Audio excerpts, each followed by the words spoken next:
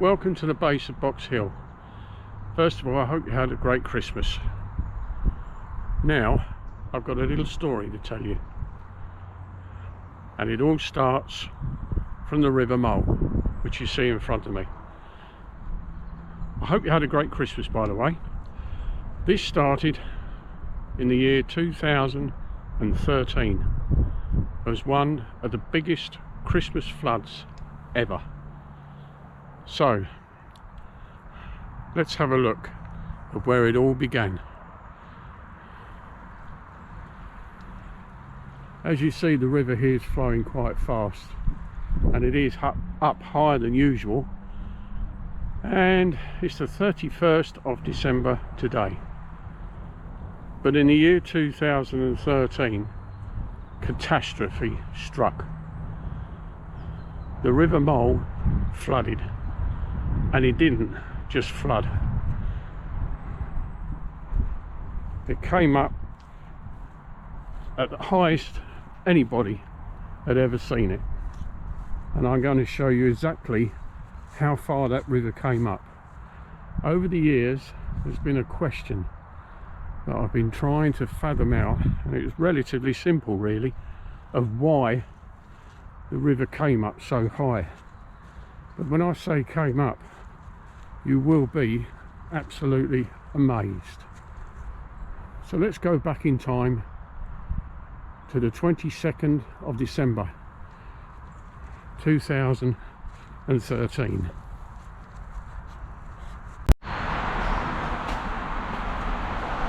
All the years I've lived here, which is over 25, and I didn't even know there was a tunnel.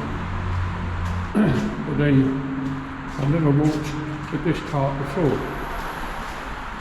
But this would have been completely underwater in 2013. Would have been completely submerged.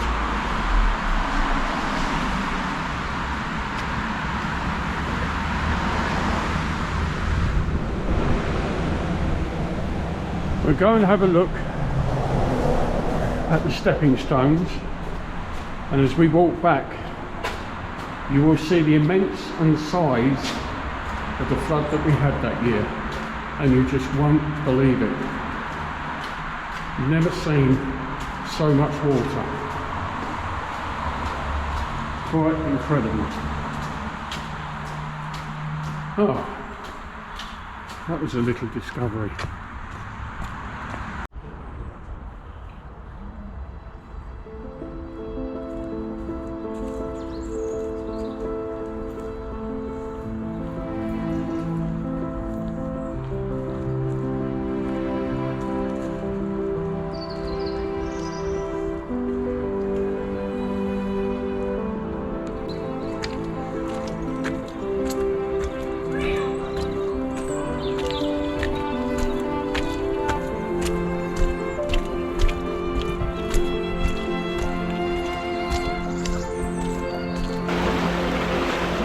This is what's known as the stepping stones at the base of Box Hill.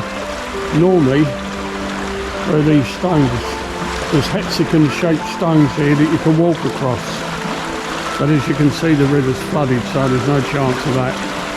But during the spring and summer, it's really, really pretty, and you can walk to the other side of the river, which is at the base of Box Hill, as you can see there. But this is very well known, this place. I'll put a photo up for you. You can see the photo. So we're coming up to the Burford Bridge Hotel. All the years I've lived here, I've never actually been inside it. It's a lovely looking building. With the sunshine on it, it looks even nicer. I would imagine quite a few people probably stayed here over Christmas. It's very much a tourist area here, Box Hill, because it's part of what's known as the Greenbelt area and the National Trust. And it's a very famous place.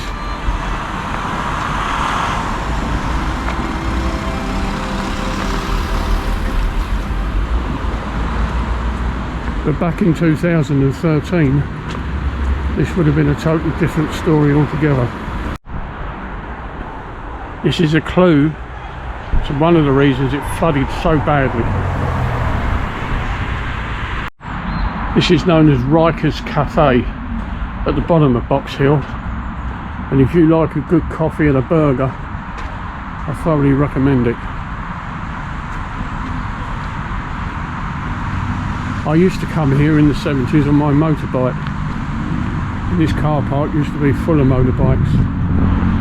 But I'm going to stop at certain positions and put up a photo so you can see exactly what it was like. So you've got the A24 road here that passes between Leatherhead and Dorking. But I stopped here, so I wanted you to see this gate. Now if you look at this now, and have a look at the photo I'm putting up of when the flood arrived in 2013, and it's slightly different. Check out the cyclists who's braving that water. I'm not sure that's a good idea, but all that water, it came from the River Mole, but where else did it come from? So if you check out the photo up here against what we're seeing now, it does look a bit different, doesn't it? And this here, you see this now. Now I'll put the photo up and you can see how much water there is. It actually went inside the hotel itself. But where, how could so much water come down?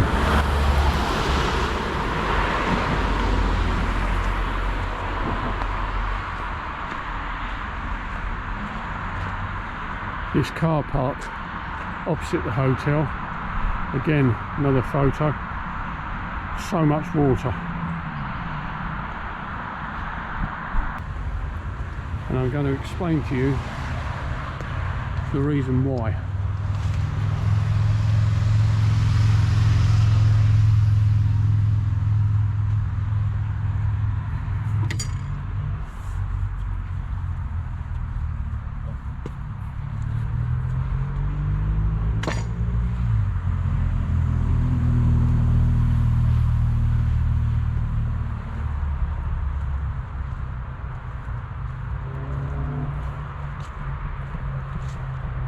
We are now at the very base of Box Hill.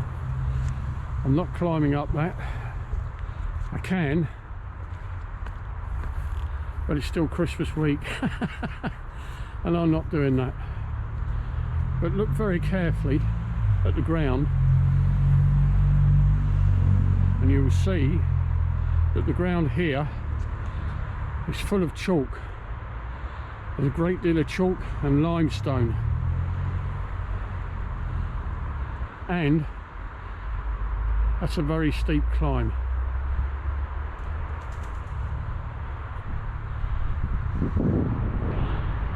So the reason there was so much water is not just that the water came from the River Mole itself,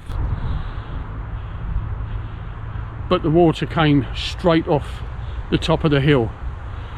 That's right, because this ground being full of chalk and limestone, the water doesn't get through here very easily at all, and that's one of the reasons that you had this huge flood, is that the ground was so wet anyway, and you had the water from the River Mole, and then all this water coming down from the top of Box Hill escalated into the Christmas flood of 2013. We ordered a duck from our local butchers, and he said, when we told him what had happened, we just basically said, well, unfortunately we can't pick up the duck, and he said, I'll drive and deliver it to you. I said, you won't be able to do that because Box Hill's closed off, we're trapped at the moment, you won't be able to get in. And when I showed him the photographs, he could not believe the gigantic flood at the base of Box Hill. And it was still flooded on the 24th of December. So Christmas was still very good, but we couldn't go and see anybody. We were trapped. Will it ever be like that again? Who knows? The River Mole's flooded at the moment, but we're not expecting a great deal of rain after this, so it won't be quite that bad. But that is the story of the Christmas flood of 2013. You have to excuse my throat. I've not had my coffee today at all. No, not one. I've had my bowl of cereal, but no coffee. So I hope you enjoyed that little interesting story about the flood of Box Hill and the photos. I'd like to wish you all a very happy new year. Thank you very much for tuning in, and I'm going to catch you in the new year. Have a great time, be safe and be well. And from Wild Britain, goodbye.